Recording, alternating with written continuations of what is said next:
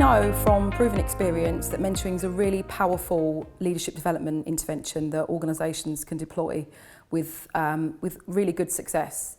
We've also seen from experience reverse mentoring is particularly powerful, whereby the power dynamics are flipped on their head, so the more senior person is there to learn and the less senior person is there to share their understanding and lived experience of what it feels like to be them within that organisation.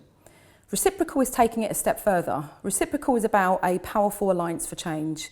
It's about two individuals coming into a room as human beings and sharing their collective lived experience. So the power is there, but actually everybody is treated equally. So both parties are exploring and understanding each other's lived experience and how they can use those experiences to create change within a big system. So I see it as something that's really powerful when used in the inclusion space, and it brings a human element and the relationship element more powerfully into mentoring.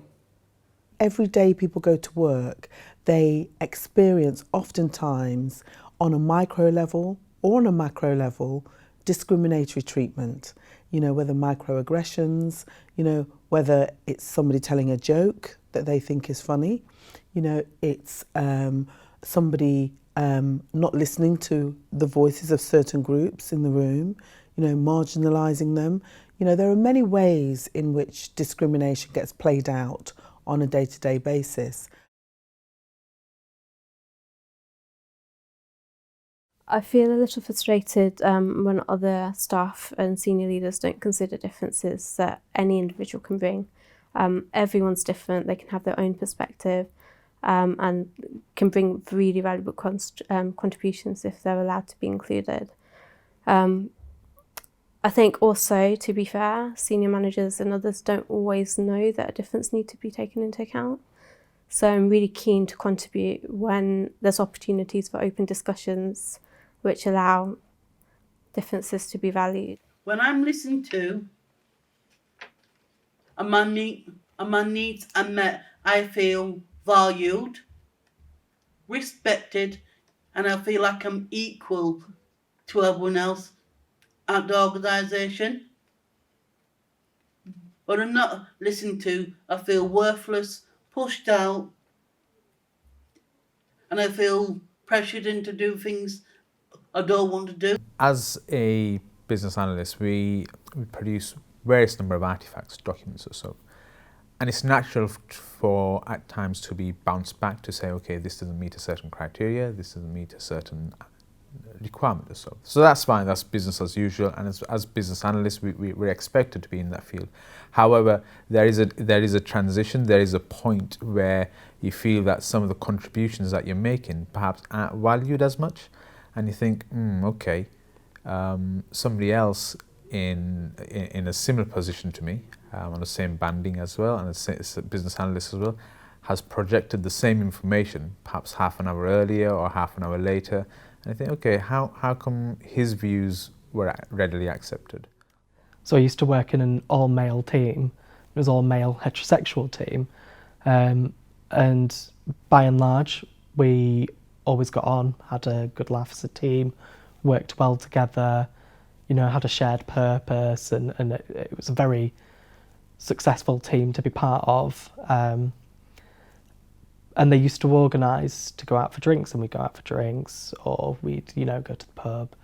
We might go out for a meal or something like that. And then there were a few times where they would arrange to go and watch the football, and I wouldn't get invited. For me, in my personal experience, in a previous job, I started the new job. I had just started transitioning, so I was turning up in a female role.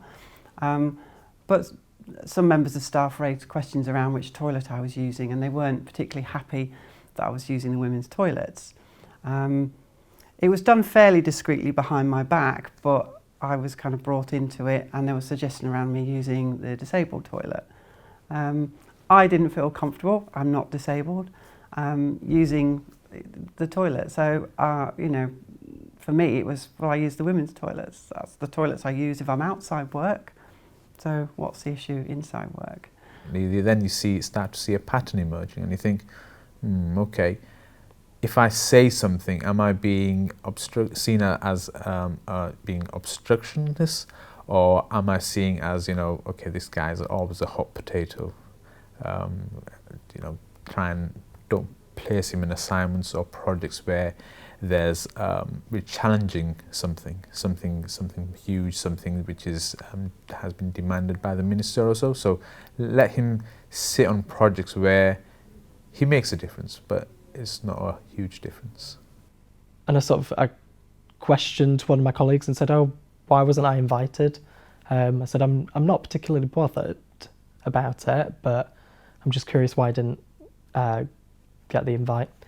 And it was, "Oh, well, you don't like football, do you?" And I was like, "Well, no, I don't like football, but when 7 out of 8 people in a team are going to the pub to watch the football together, that kind of sends a message, and that's not a conscious effort on anyone's part, I don't think, but it's one of those things where actually there's an underpinning kind of like implication of, we didn't invite you, and whilst there's nothing negative on their side, it can build up a resentment or a kind of feeling of being left out, of not being included. And so the decisions are made several levels above, and you don't get any way to contribute into them.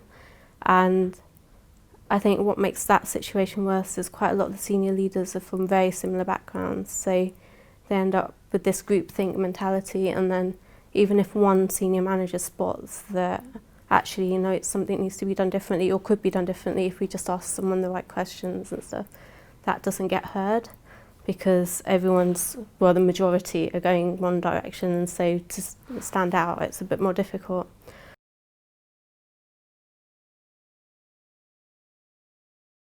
Well, mentoring's been used in loads of different arenas. It's been used in education, in business, in the public sector, in the military, and there's quite a lot of published evidence around the impact that mentoring can have, and that powerful learning tool to actually give people insight and help them make behaviour change.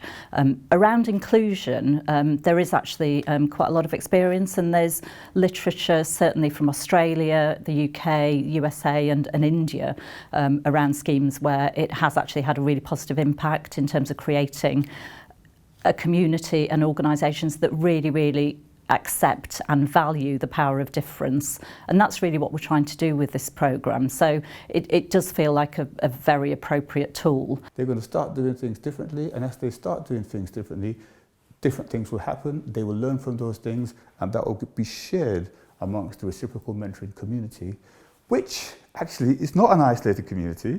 It is the most senior leaders of the organisation, and it is people or the most diverse parts of the organisation coming together. So that's huge. What the potential that has is huge, and it's of great significance. So the idea of the reciprocal mentoring programme is to say, yes, we need change. We need to go further than we've gone before. We need to think differently to what we thought before. Simple notions of bureaucratic, top-down, structural approaches to change aren't enough.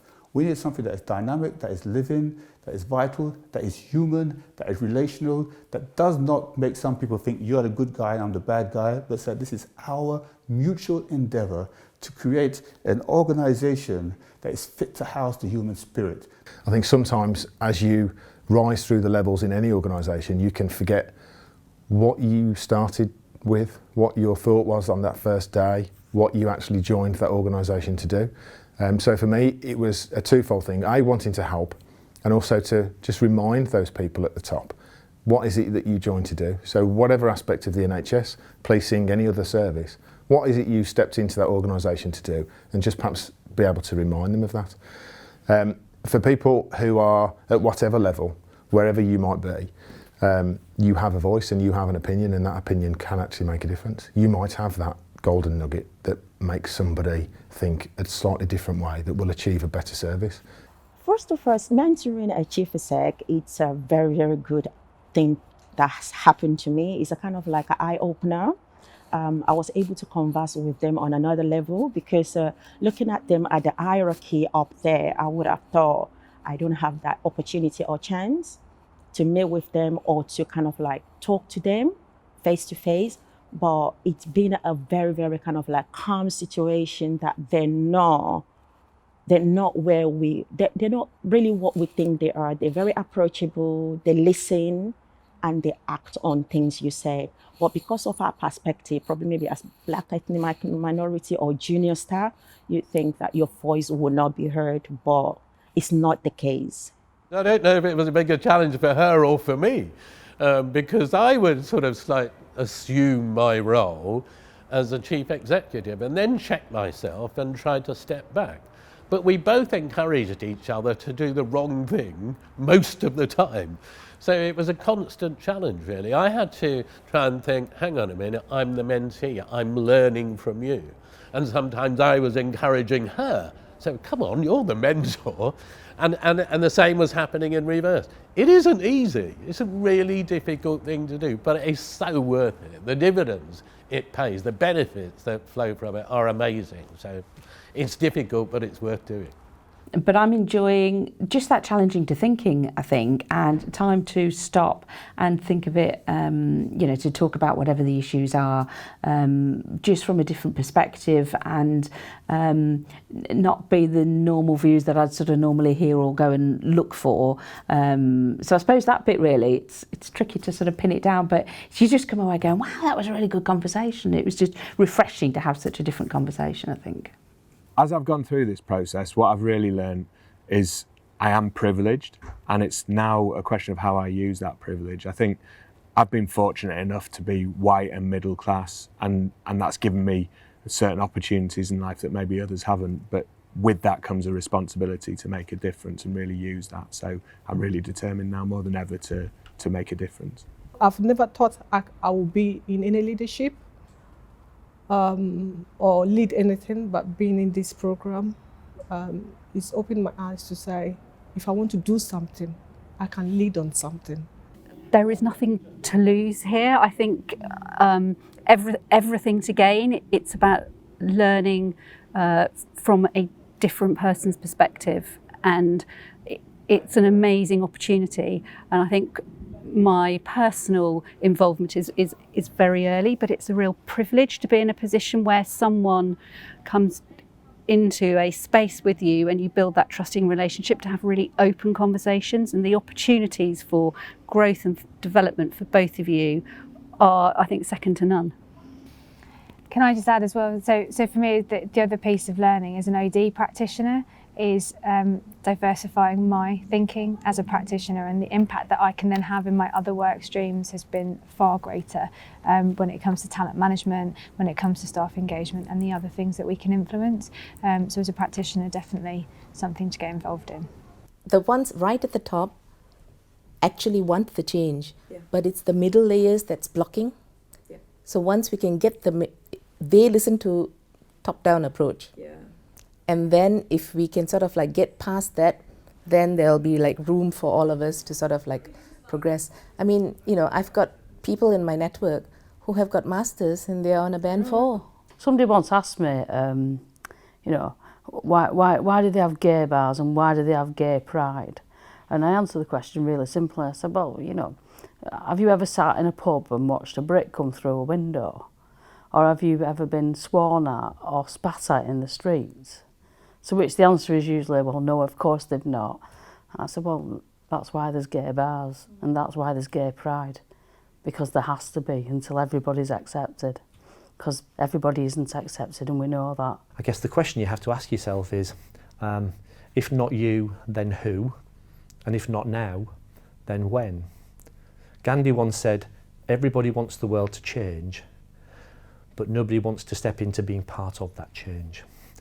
And so until you, until me, until many more like us find the courage somewhere to come onto a programme that will help us find even more courage, then our aspiration for change will remain just that. Because if I'm not prepared to do it, but I would like everybody else to do it, what happens if everybody else feels the same way? So have a think. If you're wavering, have a chat. Come and chat to me, come and chat to the team, chat to somebody in your organisation, but don't waver in silence, find your voice.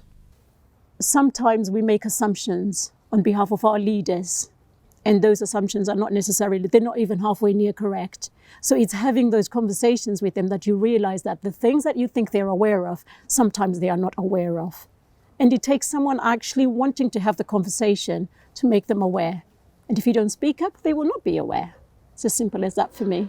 We really do need to learn, and this is a program of learning, how to show up differently as leaders at all levels of the system, thinking about how do I show up differently so that through my leadership, I am building a legacy of inclusion. So my hope is that if my now 9-year-old daughter grows up and chooses the NHS as her employer of choice, that she will feel she can bring her whole self to the organisation. My daughter is 9 at the moment. She is female, she is of colour, and she has a hidden disability which presents some challenges to her health. If she could bring her whole self to the NHS and feel safe, feel heard, and feel that her difference actually brings a positive impact on the system, I would be delighted. That would be my hope.